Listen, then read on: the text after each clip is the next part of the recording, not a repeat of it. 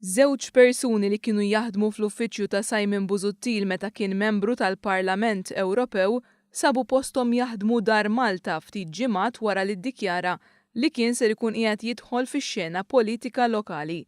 The Malta Independent irrappurtat kif wieħed minn dawn huwa l-avukat Jan Mikallef illi kien konsulent ta' Busuttil fil-Parlament Ewropew. Kien f'Ottubru tal-2012 illi Mikallef kien applika biex jidħol jaħdem fir-rappreżentanza permanenti ta' Malta fi Brussell u għantażel għal dan ix-xogħol fit-18 ta' Frar 2013 u daħal f'Dar Malta bħala impjegat ġdid jumejn qabel l-elezzjoni ġenerali li għaddiet. Dan b'kuntratt ta' 3 snin u b'salarju ta' €81,400 fis-sena.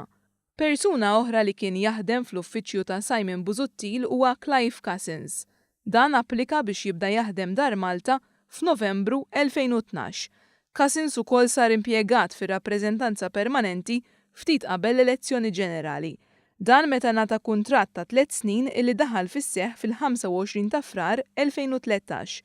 Cousins ingħata salarju ta' €65,000.